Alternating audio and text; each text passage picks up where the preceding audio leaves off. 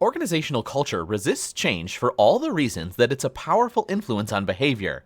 It embodies the firm's basic values, it's often taken for granted, and it's typically the most effectively communicated through stories or other symbols. Let's take a look at changing the organizational culture.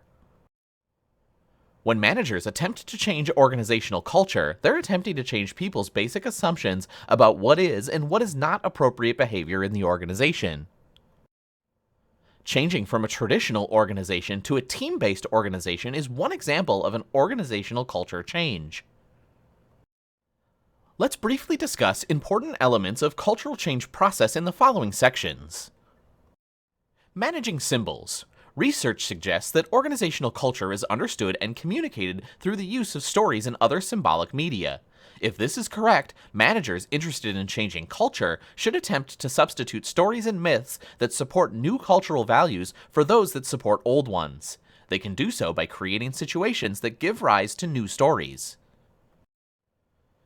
The difficulty of change. Changing a firm's culture is a long and difficult process. A primary problem is that upper managers, no matter how dedicated they are to implementing some new cultural value, may sometimes inevitably revert to old patterns of behavior. This happens, for example, when a manager dedicated to implementing the value that lower-level employees' ideas are important vehemently attacks a subordinate's idea. The stability of change. The process of changing a firm's culture starts with a need for change and moves through a transition period in which efforts are made to adopt new values and beliefs. In the long run, a firm that successfully changes its culture will find that new values and beliefs are just as stable and influential as the old ones. Value systems tend to be self-reinforcing. Once they're in place, changing them requires enormous effort.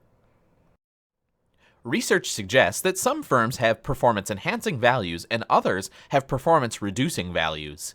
In this case, managers should try to change their organizational culture.